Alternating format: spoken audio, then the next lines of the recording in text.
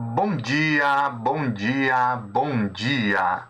Mais um Morning Call, o que esperar do mercado hoje?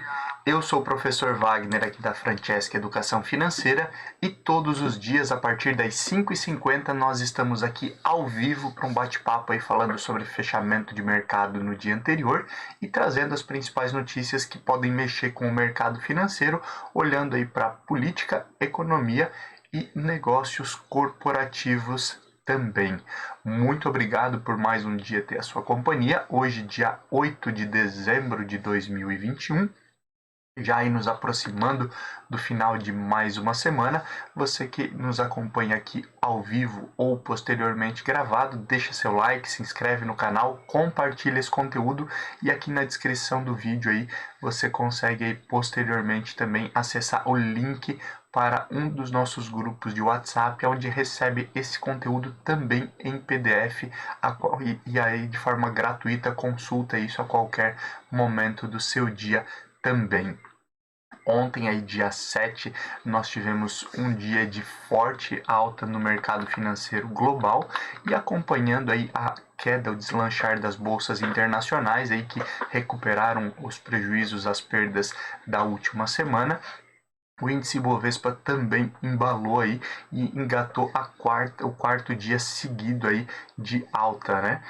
A alta por aqui foi um pouco mais amena do que no restante dos mercados globais. Falamos um pouquinho mais sobre isso aí durante o nosso bate-papo, mas o principal ponto aí que voltou a trazer confiança para o investidor e especialistas a nível global foi em relação aí à retomada econômica, visto que cada vez mais estudos mostram que a variante Ômicron que surgiu lá na África do Sul, ela realmente parece ter uma menor gravidade, né, em relação às outras variantes, e os investidores especialistas voltam a acreditar aí na retomada econômica e que a variante Ômicron então não teria aí nenhum tipo de interferência tão forte nessa retomada econômica.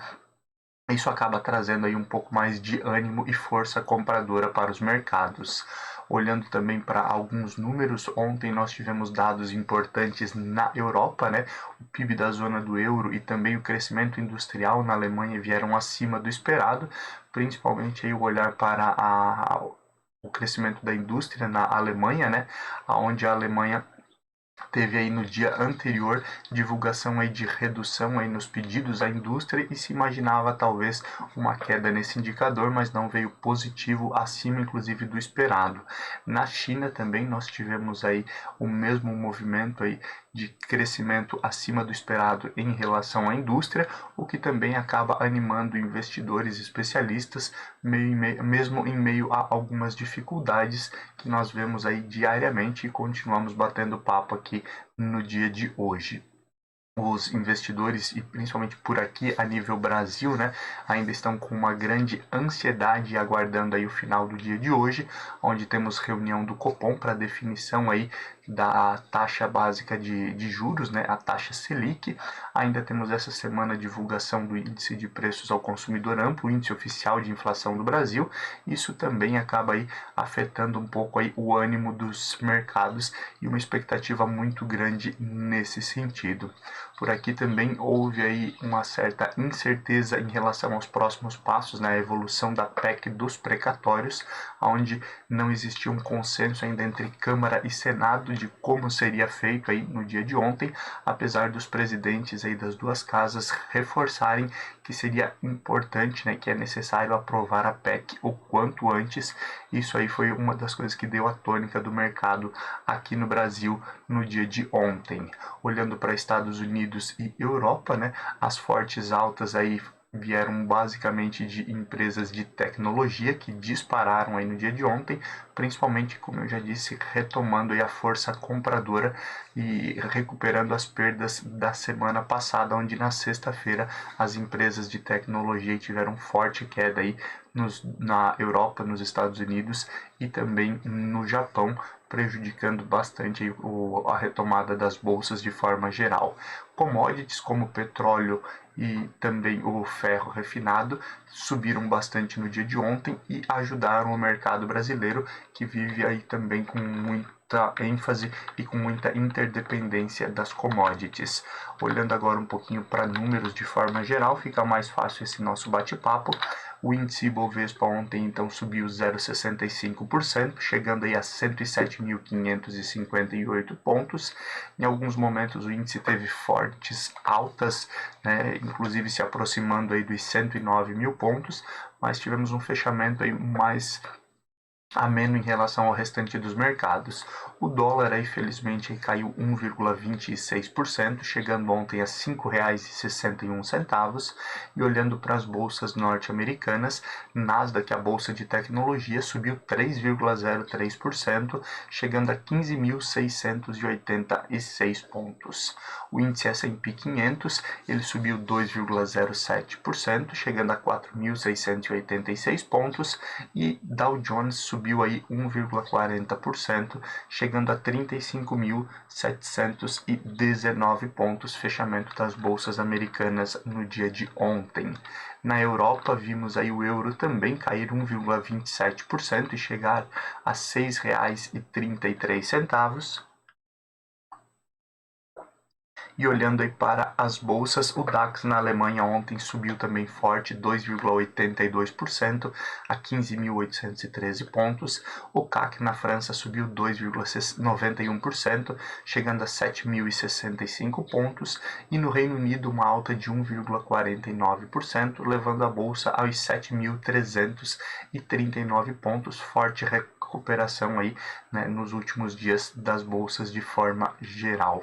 Olhando para a Ásia, ontem ainda nós tivemos uma queda na bolsa chinesa, inclusive aí vindo por conta de alguns detalhes, até mesmo por um possível novo calote aí da Evergrande, que acaba preocupando mercados, e a bolsa chinesa ontem caiu 0,38% a 14.697 pontos, enquanto o Japão disparou também com alta nas empresas de tecnologia, subindo ontem 1,89% e chegando a 28.455 pontos. Falamos aí no fechamento do nosso Morning Call, o que esperar do mercado hoje. Falamos aí sobre o fechamento das bolsas asiáticas no dia de hoje e já a abertura dos mercados. Olhando para o cenário de cripto, né, que tivemos aí forte oscilação no dia de ontem também, e durante o final de semana. Os últimos dias aí foi de forte queda do Bitcoin e do Ethereum. Bitcoin caiu 0,02%, enquanto o Ethereum caiu 1,27% no fechamento do mercado no dia de ontem, dia 7. O petróleo futuro teve novamente uma forte alta, né, com a perspectiva aí do Brent chegando no fechamento de dezembro aí a $71,31, enquanto o WTI uma perspectiva de $71,80, com essa movimentação e essa informação de que a variante Omicron aí deve ser menos efetiva, né, felizmente, do que outras variantes, tendo um menor nível de contágio e também menores problemas em relação a outras variantes da Covid-19, faz com que se acredite mais na retomada econômica e que não hajam aí tantas medidas aí de isolamento e tantas medidas aí como lockdowns, outros problemas que geraram em alguns momentos forte queda no preço do petróleo. Já no dia de hoje, nas primeiras horas de hoje, dia 8, o petróleo tem caído um pouquinho aí próximo de 1,5%, um movimento de correção e também, obviamente, com uma certa incerteza sobre essa retomada, mas a gente fala um pouquinho mais sobre isso durante o nosso Morning Call. Esperando e olhando um pouquinho aí o índice S&P 500, o S&P 500 VIX, né, o famoso índice do medo, como é conhecido, ontem aí por toda essa euforia no mercado norte-americano, o índice aí caiu 19,46% e já se aproxima dos 20 pontos novamente. O fechamento de ontem foi em 21,86 pontos e a gente sempre reforça que quanto maior essa pontuação do índice VIX, maior a oscilação, maior a volatilidade do mercado de renda variável, e quanto menor, mais estável e obviamente aí uma menor volatilidade, um menor risco em relação aí a altas e baixas também. O nível de metais futuro, ontem tivemos o ouro aí chegando a $1.782,60, negociação aí para dezembro, né, final desse mês, Tivemos também o alumínio futuro chegando a 2.625 dólares e 75 cents e o ferro refinado subindo, então fugindo daquela casa dos 103, 104 dólares e chegando a 108 dólares e 4 cents a tonelada. Perspectiva então aí para fechamento em dezembro, né, final desse ano, esse fechamento aí de ferro refinado. Aguardamos também os próximos movimentos, mas um movimento interessante vindo principalmente da China, que retoma aí a questão de produção industrial e aumenta aí a sua importação de minério de ferro. Fechamento das ações que compõem o índice Bovespa. Ontem as principais altas aí ficaram por conta de Melius, que é Cash 3, que tem aí oscilado bastante nos últimos dias. Ontem subiu 13,57%, chegando aí a R$ 3,43. As ações de Banco Inter também aí voltaram a crescer forte num movimento aí de correção, né, após as últimas quedas. Principalmente aí tivemos quedas aí após o Banco Inter divulgar que havia desistido inicialmente de abrir capital na bolsa norte-americana. Até foi divulgado novamente aí de que em um outro momento, né, de que se estuda essa continuidade desse movimento, mas agora não era o melhor momento para isso. Então podemos ter novidades nesse sentido, mas o Banco Inter teve também as principais altas do dia de ontem. BID11, que são as ações units de Banco Inter, subiu 13,36%, chegando a R$ 37,41. BID4, que são as ações preferenciais, chegaram aí a uma alta de 12,38% no dia de ontem, chegando aí a R$ 12,38 também. Entre as ações com as principais altas, nós também tivemos LWSA3, Local Web, que subiu 13,82%, perdão, subiu 6,96% a R$ 13,82, e BPAN4, Banco Pan, que subiu 6,05%, chegando a R$ 12,43, fechamento aí das principais altas no dia de ontem. As principais baixas aí ficaram por conta de EZTC3, EZTEC, que caiu 4,35%, chegando a R$ 19,56. MRV3, MRV caindo 3,07% e chegando a R$ 11,57. Multi3, Multiplan caindo 2,80% a R$ 20,07. Cogna 3, COGN3 caiu 2,73% e as ações fecharam em R$ 2,49, e IRB e RBR3 caindo 2,30%, chegando aí a R$ 4,23, fechamento aí das principais ações com altas e baixas no dia de ontem. Olhando para indicadores que podem movimentar o mercado no dia de hoje, vale a pena ficar de olho aí na agenda no Brasil da divulgação do índice de vendas no varejo, importante para olhar para essa retomada econômica, né? As varejistas sofreram bastante por conta de inflação e diversos outros problemas aí durante o ano.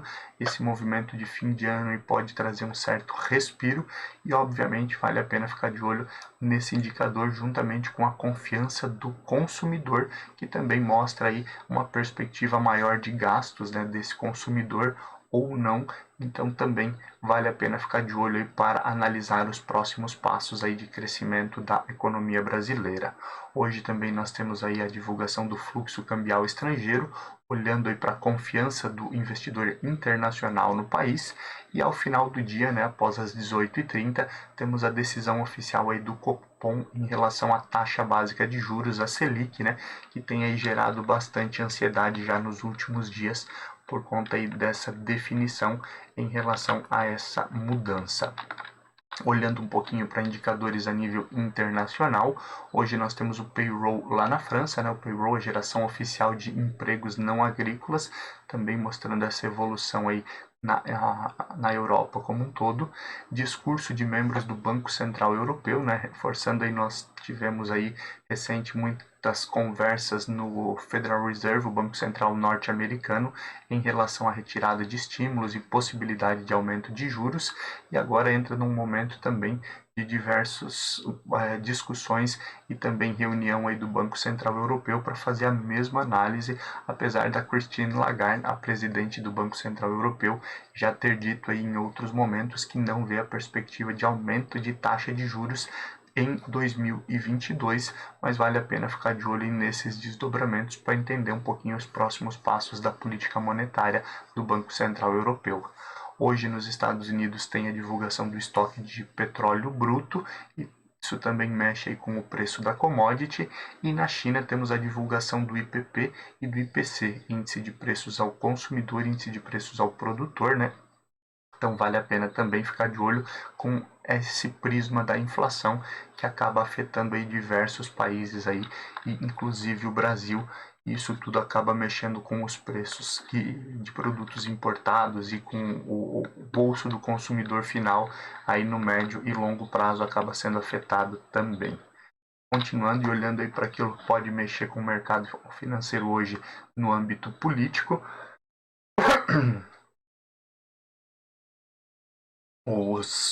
a Câmara e o Senado, né, os parlamentares da Câmara e do Senado, Arthur Lira e Rodrigo Pacheco, entraram num acordo e devem realmente fatiar a PEC dos precatórios para conseguir aí a aprovação necessária aí num primeiro momento para subsidiar, para custear aí o Auxílio Brasil, e os adendos, né, que foram criados aí e que foram mudados, as mudanças na aprovação em relação aí ao que teve no Senado da proposta aprovada na Câmara, deve ser aí discutida num segundo momento.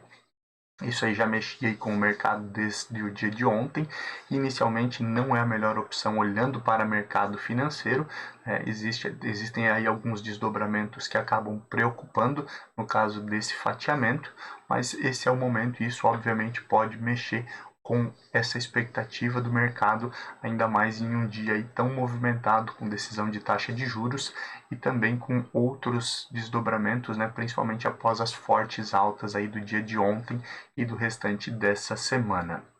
O objetivo, a princípio, aí, relacionado aí pelo Arthur Lira e o Rodrigo Pacheco, é garantir aí o Auxílio Brasil, e depois eles analisam aí e decidem a votação aí para chegar em um acordo entre as duas propostas. Lembrando que qualquer mudança que aconteça também no texto aprovado no Senado, que seja rodado na Câmara, ele tem que voltar para o Senado, e sempre, por se tratar aí de proposta de emenda constitucional, tem que ser aprovado em 2 turnos, com 3/5 pelo menos aí dos votos do Senado e da Câmara. Então realmente a costura desses acordos aí deve mexer aí bastante aí com o cenário nos próximos dias. Ontem falávamos aqui dos parlamentares ali que iriam votar no Senado aí os vetos do presidente Jair Bolsonaro, inclusive o veto aí em relação ao fundo eleitoral, né? Ele foi adiado aí por conta de alguns atritos, discussões ali dentro do próprio Senado entre os parlamentares. Não temos ainda a data específica que deve retornar à pauta essa votação, mas obviamente vale a pena ficar de olho nesses desdobramentos. Ontem também vimos aí o CAI, o Conselho de Atividade Econômica, aprovando aí a criação de um imposto aí sobre exportação de petróleo. Já temos uma discussão antiga em relação ao preço dos combustíveis, a forma como a Petrobras formula o preço, né, utilizando a paridade de moeda internacional. A Arthur Lira, né, o próprio Rodrigo Pacheco do Senado já discutiram em alguns momentos, até mesmo aí com o presidente Silva e Luna da Petrobras, uma mudança nesse sentido. Se imaginou mexer também no próprio ICMS estadual, né, criando algumas regras do ICMS para que fosse utilizada a média dos últimos anos e assim reduzisse o preço dos combustíveis, que tem pesado bastante na inflação e no bolso do brasileiro. E o CAI já há algumas semanas também vem discutindo essa questão, e essa seria uma das formas também de mexer no preço aí do combustível que sai da refinaria da Petrobras, aonde o CAI então cria esse imposto dificultando a exportação aí principalmente de excedente de petróleo e trazendo aí uma maior quantidade de petróleo disponível para o Brasil. E dessa forma aí força aí com uma maior oferta, força também a redução do preço, né? É o que se imagina e é o que os princípios de economia dizem que acontece. Na prática, obviamente, isso aí pode ter algumas mudanças. Esse projeto específico, né, essa aprovação aí já ganhou algumas críticas de petroleiras, não só da Petrobras, mas de outras petroleiras, em um momento, inclusive, em que está próximo aí de ser realizado o leilão de volumes excedentes de petróleo. Isso, óbvio, pode mexer principalmente aí com o resultado desses leilões e com o investimento de outras empresas estrangeiras aqui no país também. Então vale a pena ficar de olho nesses desdobramentos que mexem aí com economia e mercado financeiro. O projeto aí de combate às fake news também vai aí à votação no dia de hoje no plenário do Senado, né? Esse projeto aí, ele iniciou a discussão sobre ele lá no período das eleições em 2018, tem tido alguns desdobramentos nesse sentido e agora aí vai então para o plenário especificamente do Senado, então já em reta final.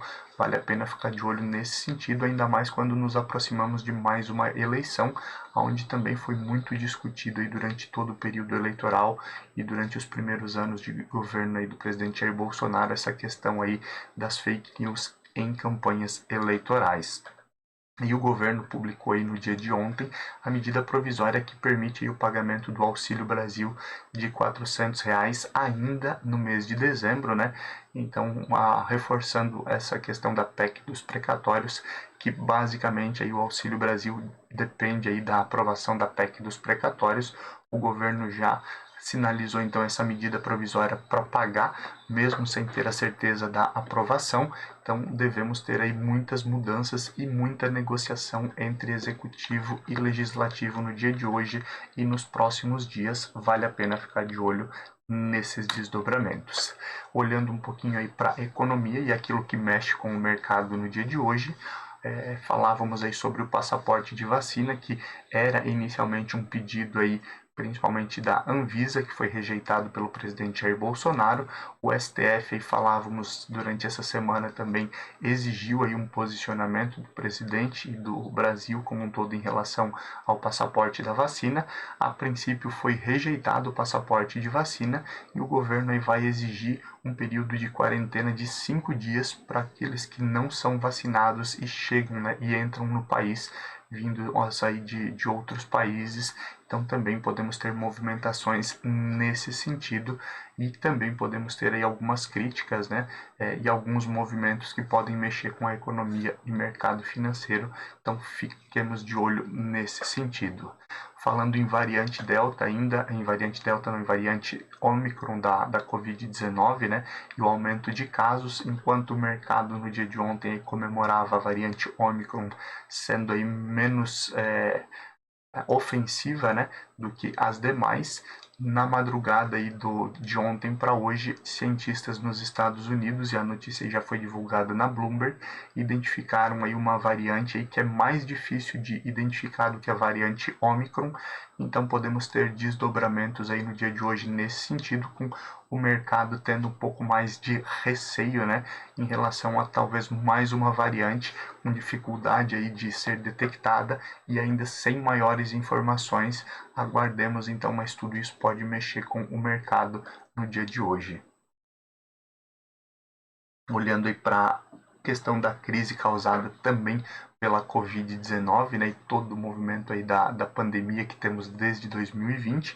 No Brasil, um estudo revela aí que ano contra ano, olhando 2020 para 2021, a elevação de brasileiros inadimplentes, ou seja, negativados já com o nome em órgãos de proteção ao crédito, né, SPC, Serasa, aumentou em cerca de 53%, mostrando obviamente aí a dificuldade realmente que a pandemia impôs, com pessoas perdendo renda, automaticamente obviamente aumentando os custos, né? A inflação pesando no bolso do consumidor final, e isso também mostra aí um grande desafio aí para o governo, bancos centrais também, em relação a essa retomada econômica para voltarmos à normalidade. Em meio também a uma tentativa aí de reestruturar as dívidas, a Evergrande, né, a empresa aí, segunda maior incorporadora chinesa, ela pode ter aí meio que de forma inevitável, né, dar realmente um calote em alguns títulos, principalmente os títulos aí, o pagamento aí de prêmios em dólar, mas nesse momento aí a Evergrande então tem tentado reestruturar suas dívidas com as instituições financeiras. Aguardamos as cenas dos próximos capítulos, mas podemos realmente aí ter desdobramentos no mercado no dia de hoje por conta da Evergrande. E em dia de divulgação da taxa básica de juros, da Selic, né, já falávamos sobre isso aí no fechamento de mercado, a partir das 18h30 aí nós já podemos ter a divulgação da taxa básica de juros, da Selic, para o próximo período, né, próxima reunião do Copom aí só daqui a 45 dias, então temos aí um fechamento de ano com a nova taxa de juros, e os especialistas aí falam sobre essa elevação da taxa de juros. A discussão aí pairou aí no dia de ontem e na madrugada aí sobre esse aumento de 1,5 pontos percentuais, que é um número muito alto, é uma elevação muito alta, olhando aí para qualquer país do mundo, mas como se costuma dizer, aqui é Brasil, e falando em Brasil é basicamente uma normalidade, um aumento dessa proporção, ainda mais no cenário em que vivemos, e especialistas, aí, inclusive ex-presidente do Banco Central, reforça que o Banco Central tem feito um bom trabalho e indo um pouco aquém do que o mercado exigiria, obviamente aí não pesando tanto a mão e não buscando e evitando causar uma recessão ainda maior do que a que estamos tendo nesse momento. Vale a pena então ficar de olho nesses desdobramentos, e amanhã falamos um pouco mais sobre essa decisão aí do Banco Central aqui no país. E olhando agora um pouquinho para o mercado e cenário corporativo, o e-commerce, né, tem sofrido bastante, as próprias varejistas, como nós já falamos aqui, em alguns momentos, e o e-commerce de forma geral tem sofrido também com a inflação, principalmente a inflação dos combustíveis, né?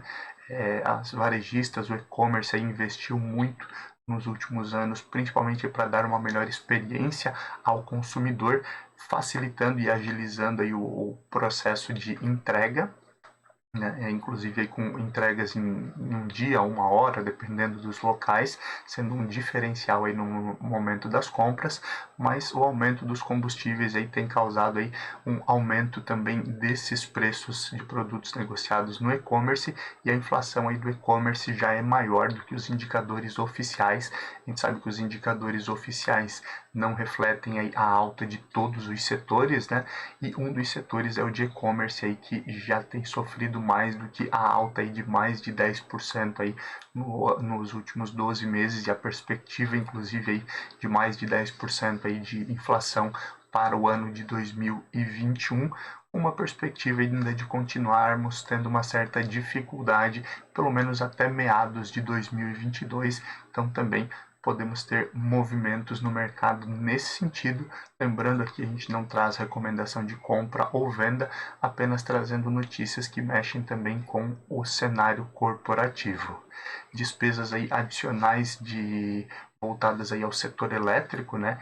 Indústrias aí, empresas do setor elétrico, empresas de distribuição, essas despesas adicionais aí podem ser custeadas aí no momento em que o governo aprovou aí a negociação de algumas dívidas dessas empresas aí com instituições financeiras, e haverá aí um auxílio do governo nesse sentido. Lembrando, a gente já teve algumas discussões, inclusive aí do Ministério de Minas e Energia, reforçando que mesmo a bandeira de escassez que nós já estamos pagando, ela não cobre todas as despesas aí de geração de energia através das termoelétricas, e inclusive o presidente Jair Bolsonaro pedindo em alguns momentos aí que fosse reduzida a bandeira, né? Falávamos algumas vezes sobre isso, e essa diferença entre custo e valor recebido, ela precisa ser equacionada. Uma das formas, então, o governo irá auxiliar aí com esse projeto aí de renegociação de dívidas, né? Teremos aí valores aí na casa dos 13 bilhões aí que devem ser aí facilitados aí para as empresas de energia, para o setor elétrico como um todo. Isso pode, obviamente, mexer com o mercado no dia de hoje. E tivemos aí recentemente, né, já não é mais tão recente, estamos já no final do ano, a saída das fábricas da Ford no Brasil, né? A maioria das fábricas da Ford aí deixaram o país, foi um anúncio da montadora, e alguns dos terrenos, alguns dos galpões, espaços aí da própria companhia tentam ser utilizados aí nesse momento, otimizados por governo, por estados, por empresas, inclusive, para voltar a gerar emprego e renda. E o terreno da Ford aí em São Bernardo, no ABC Paulista, né, na Grande São Paulo, tem sido negociado aí, inclusive a fase aí de liberação de licenças aí para construção de galpões nesse terreno aí já está próximo de finalizar, e todo esse projeto, desde os custos de negociação, documentação e investimentos em geral nos galpões, deve chegar aí na casa de 1,3 bilhões, aproveitando aí e gerando recursos através aí desses terrenos, desses imóveis aí que foram deixados aí pela Ford. Obviamente isso também mexendo aí com o mercado e trazendo aí um pouco mais de vantagem aí para as empresas e também geração de empregos. E a Bembev, né, que é o braço aí da Ambev aí no exterior, busca aí uma retomada, principalmente dos preços, voltando aí a ser protagonista no mercado de ações, melhorando as margens, principalmente margem EBITDA da companhia, e ampliando a disputa até mesmo com outras bebidas. Em alguns momentos aí tem sido discutido aí que a cerveja no Brasil e no mundo tem perdido espaço para outras bebidas. Os diretores CEO da companhia, inclusive, discordam e planejam aí uma retomada para que volte então a ser protagonista aí as ações da Ambev e da AB InBev aí, que envolve aí a companhia a nível global. Olhando agora um pouquinho para abertura e fechamento de mercado, já são 6h22 da manhã, temos as bolsas asiáticas fechadas. Na China, as bolsas fecharam com forte alta, em meio aí a números indicadores e principalmente aí a retomada de empresas do setor de tecnologia, que tem favorecido aí diversas bolsas globais. Na China, então, a bolsa fechou com alta de 1,82% a 14.964 pontos. Já olhando para a bolsa Nikkei no Japão, que ontem já havia fechado em forte alta, nesse movimento ainda de valorização das empresas de tecnologia, isso se repete no dia de hoje, e a Nikkei fechou com alta de 1,42% a 28.860 pontos. Já as demais bolsas globais, bolsas europeias, que já têm movimentado aí desde as primeiras horas do dia com um pouco mais de oscilação, e também as bolsas norte-americanas no pré-market, não tem um caminho definido ainda no dia de hoje. Tivemos bastante oscilação desde as primeiras horas do dia, até mesmo por um movimento de correção, né, após as fortes altas aí de ontem e de anteontem, que nós tivemos altas aí bem expressivas. Nesse momento, na Alemanha, o DAX cai 0,20%, já teve momentos de queda um pouco mais acentuadas, de chegando próximo de um 0 a 0 também. O CAC na França aí, nesse momento sobe 0,10%, mas também já oscilou próximo de um 0 a 0 durante as primeiras horas do dia. E no Reino Unido temos uma alta nesse momento de 0,35%. Olhando aí para o pré-market das bolsas norte-americanas, nesse momento aí Dow Jones sobe 0,20, S&P 500 sobe 0,25 e Nasdaq sobe 0,30, mas também ainda sem uma definição em relação ao dia, principalmente com alguns indicadores, fala no Banco Central Europeu, que podem mexer aí com o mercado no dia de hoje, e essa notícia dessa possível nova variante que tem aí uma dificuldade maior de detecção, isso também pode mexer no dia de hoje com os mercados, então vale a pena ficar de olho nesses desdobramentos. Olhando para índice Ibovespa de forma geral, o índice Ibovespa aí deve seguir as bolsas norte-americanas, mas lembrando, né, temos alguns desdobramentos internos e esse cenário interno pode potencializar resultados ou até mesmo aí trazer um descolamento em relação às bolsas internacionais. Obrigado por mais um dia ter a sua companhia. Amanhã, a partir das 5h50 da manhã, nós estamos aqui novamente para mais um bate-papo e falarmos aí do que aconteceu no dia de hoje e da expectativa para o fechamento da semana. Bons negócios e até amanhã. Tchau, tchau.